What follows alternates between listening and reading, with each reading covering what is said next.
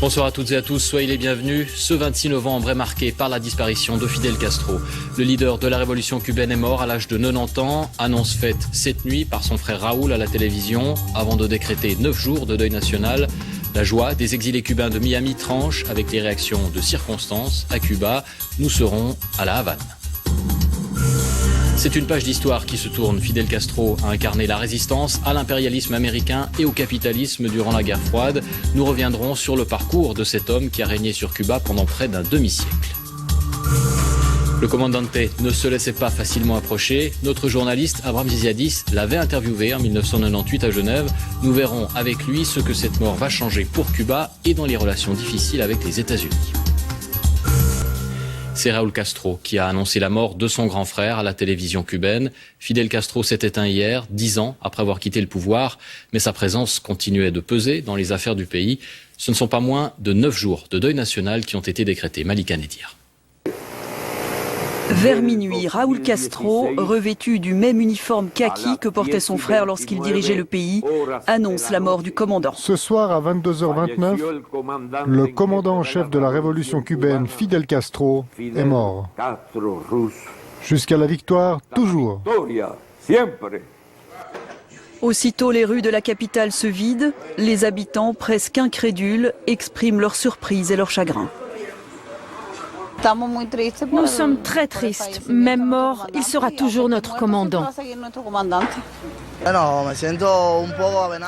Je suis sous le choc, je ne comprends pas. Tout le monde l'aimait et le respectait. Alors que la Havane est plongée dans le deuil, des foules en liesse envahissent les rues de Miami en Floride, le fief des exilés cubains et des opposants au régime castriste. Ici, on célèbre la mort du diable de Cuba. Aujourd'hui, je pense aux milliers de Cubains dévorés par les requins au large de la Floride. Ceux qui fuyaient Cuba pour gagner un pays libre. Une haine de Fidel Castro qui se transmet de génération en génération dans la communauté cubaine. Mon père est mort il y a 3 mois. Il a attendu ce moment toute sa vie. On est arrivé aux États-Unis en 72 et il n'est jamais reparti parce qu'il attendait que Castro disparaisse pour enfin rentrer à Cuba. Dictateur pour les uns, héros de la révolution pour les autres. À La Havane, de nombreux Cubains n'ont appris la nouvelle qu'à leur réveil. C'était un père pour nous. Il nous a beaucoup appris comment être solidaire, comment être un être humain internationaliste. Durant 4 jours, une procession accompagnera les cendres de Fidel Castro de La Havane à Santiago, où seront célébrées ses funérailles le 4 décembre. Romaine Frachon, vous avez passé cette journée de samedi avec les Cubains à La Havane. On entend ces réactions de tristesse, mais on est quand même dans un régime autoritaire. Est-ce qu'elles sont sincères ? Alors les avis sont très partagés ici. Il y a d'un côté les personnes plutôt âgées qui disent avoir perdu leur guide, leur chef, voire leur père, que Fidel n'est pas parti, qu'il est dans le cœur de tous les Cubains. J'ai rencontré une dame âgée en pleurs qui reconnaissait « Moi j'ai connu la révolution, je peux vous dire qu'il nous a tous sauvés ». Qu'est-ce qu'on va devenir maintenant? Il faut bien comprendre que pour cette génération, Fidel Castro est la personne qui a amené l'éducation et la santé pour tous. Et d'un autre côté, il y a cette génération qui vit dans une société figée, qui a grandi dans les années 90 et qui attend plus de liberté d'expression, plus de démocratie, plus de liberté économique pour ouvrir son commerce. Et eux disent qu'ils avaient discrètement, ils avouent hors micro, qu'ils attendaient cet événement avec impatience. Merci beaucoup, Romane Frachon, à La Havane. Voilà, Romane Frachon, que nous avons jointe il y a quelques minutes. Des réactions sur la scène diplomatique également. Regardez celle très commentée de Donald Trump sur Twitter. Un simple « Fidel Castro est mort ». Notez le point d'exclamation. Il a complété ensuite en parlant d'un dictateur brutal qui a opprimé son propre peuple. Et puis, dans les rangs des derniers leaders communistes du monde, la déclaration du président chinois Xi Jinping qui évoque la perte d'un camarade proche et d'un ami sincère.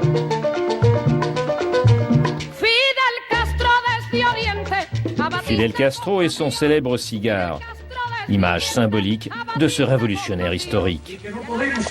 Fidel Castro et ses fameux discours fleuves. Doté d'un talent certain d'acteur, il pouvait parler pendant des heures, parfois même jusqu'aux limites de sa propre résistance, comme de celle de ses auditeurs. Fils d'un propriétaire terrien d'origine galicienne, Fidel Castro savait ce que travailler dans les champs de canne à sucre voulait dire. Il l'avait fait enfant avant de convaincre ses parents de l'envoyer à l'école. Devenu avocat, il se mit au service des plus pauvres avant de se lancer dans une lutte plus politique. Du charisme, il en avait assurément, ce jeune guerriero qui parlait haut et fort à la face des puissants et au nom des opprimés du monde. Fidel sut aussi habilement jouer du patriotisme comme ciment d'une adhésion politique à sa personne. Mais au fil des années, le leader idéaliste s'est mué en un dictateur ordinaire. Lui qui, en 1959, assura solennellement qu'il n'avait nulle intention de rester au pouvoir, aura finalement dirigé Cuba pendant près d'un demi-siècle. Un des innombrables retournements caractérisant son parcours. À la fois fascinant et despotique, le leader Máximo restera celui qui voulait se mêler de tout, tout diriger, toujours en savoir plus que les meilleurs experts dans tous les domaines. Bonsoir Abraham Ziadis, nous prenons la mesure de l'événement avec vous. D'abord, le personnage quand même, difficile à approcher. Il était venu à Genève en 1998. Vous aviez pu l'interviewer. Oui, difficile à approcher parce qu'il a donné que quelques interviews, grandes interviews, surtout à des chaînes américaines, bien entendu, dans un but de propagande pour lui, d'un grand écho. Alors, l'approcher, c'est difficile parce qu'il avait plusieurs cordons de sécurité autour de lui, donc pas de rendez-vous pris. Mais l'homme, c'est un homme de spectacle. Donc, dès qu'on l'interpelle, il aime entrer dans l'arène. Évidemment, il a parlé à des foules de milliers de personnes, mais il aime le jeu, il aime s'investir, il aime être sur les tréteaux, sur les planches du spectacle. Et donc, on peut l'approcher de cette manière-là parce qu'il réagit immédiatement. Et c'est vrai que quand il s'exprime, il peut être assez stupéfiant. Je vous propose de réécouter un extrait. Se lee siempre en los diarios que en el fondo, si el bloqueo se levanta un día, pues se lee que Fidel Castro, el presidente Castro, no estará más en el poder a ese momento. Se lee siempre ese análisis. Yo estaré muy agradecido, porque para mí el poder no es motivo de placer, ni es negocio, ni mucho menos. A lo mejor podría dedicarme a escribir. Lo que pasa es que no me comprometo a dejar de hacer lo que hago a cambio del bloqueo, porque eso sería una claudicación. Es decir, yo creo que debo trabajar mientras sea útil a mi país. Il y a quelque chose d'assez fascinant quand même quand il dit en substance qu'il n'aime pas le pouvoir alors qu'il va y rester près de 50 ans. Oui, c'est Fidel Castro. C'est un bluffeur et un fanfaron. Alors, si vous voulez, quand on parle avec lui, on s'en rend compte très rapidement. Un bluffeur, par exemple, lorsque je lui ai demandé si, par hasard, le système de démocratie directe suisse l'intéressait, l'inspirait, il m'a dit c'est exactement le même système qu'on a à Cuba. C'est la démocratie pure athénienne, alors qu'on sait qu'il y a un seul parti avec un chef qui était Fidel Castro lui-même. Ou, par exemple, il a ce côté fanfaron lorsque la gestuelle, il parle de Jules César et il fait ce geste Jules César lui-même.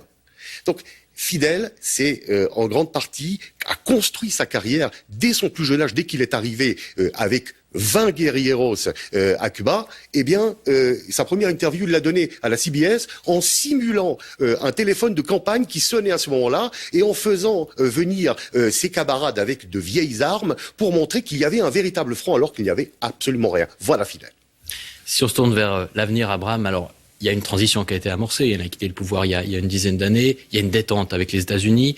Mais on a toujours en tête ces images de lui alors qu'il avait laissé tomber l'uniforme, en survêtement. Il continuait à peser quand même dans les affaires du pays. Qu'est-ce que sa mort va changer maintenant ? D'abord, effectivement, Fidel, aussi longtemps que ses facultés intellectuelles semblaient être présentes, il était toujours probablement dans l'ombre, mais dans la majorité des décisions qui ont été prises par son frère. Son frère a toujours été très soumis à Fidel lui-même. Il a toujours été en seconde depuis toujours. Alors, ce qui peut changer maintenant, c'est que, évidemment, Raoul, qui est son frère, n'a pas de charisme. Il va prendre sa retraite dans une année, il l'a dit lui-même. Il y a une jeune garde à former, mais il y a aussi surtout à décider ce que sera ce régime. Sans Fidel, l'hypothèque de l'ombre du chef, du chef de meute, a disparu. Donc ça veut dire qu'il y a des opportunités, on verra lesquelles, mais probablement qu'une jeune garde va devoir composer avec ce nouveau contexte. Merci beaucoup, Abraham. En Suisse, la disparition de Fidel Castro marque une génération de politiciens de gauche pour qui le révolutionnaire est devenu une icône dans les années 50 et 60 et il est resté aujourd'hui malgré ses parts d'ombre. Martine Claire. Grand défenseur du régime castriste, Jean Ziegler a passé la journée chez lui, entouré de journalistes. L'intellectuel suisse raconte avoir rencontré Fidel Castro à plusieurs reprises, la première fois en 1960. Il se souvient. Je reçois toujours un coup de téléphone la plupart du temps d'un collaborateur de Fidel qui dit « le commandant aimerait vous voir ». Et puis la Jeep vient en général après minuit à l'hôtel et vous amène à Miraflores ou n'importe où. Chaque fois que je suis face à Fidel, j'ai été frappé par sa chaleur humaine, par sa curiosité pour la Suisse, pour l'international socialiste, pour le dernier livre que j'avais écrit. À peine vous êtes assis, il demande comment va ton fils, va ta femme, etc., etc. Pour toute une génération, le leader Maximo incarne le héros anti-impérialiste.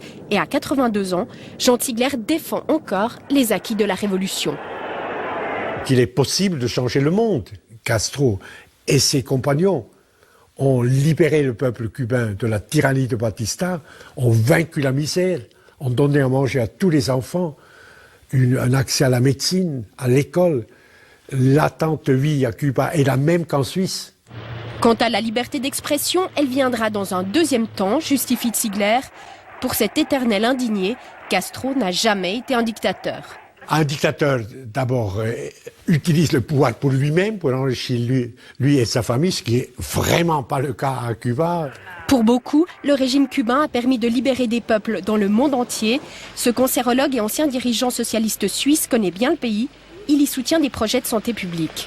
Fidel Castro a été un grand révolutionnaire, un personnage politique extraordinaire qui a été très important pour Cuba, mais qui a été encore plus important pour le reste du monde, pour les luttes de libération nationale dans tous les pays du Sud. Et celui qui l'a résumé le mieux, ça a été Nelson Mandela, qui a dit « Sans Fidel Castro, je serais mort en prison ». Près de 60 ans après son arrivée au pouvoir, le révolutionnaire cubain reste une icône pour toute une partie de la gauche, entrée en politique en même temps.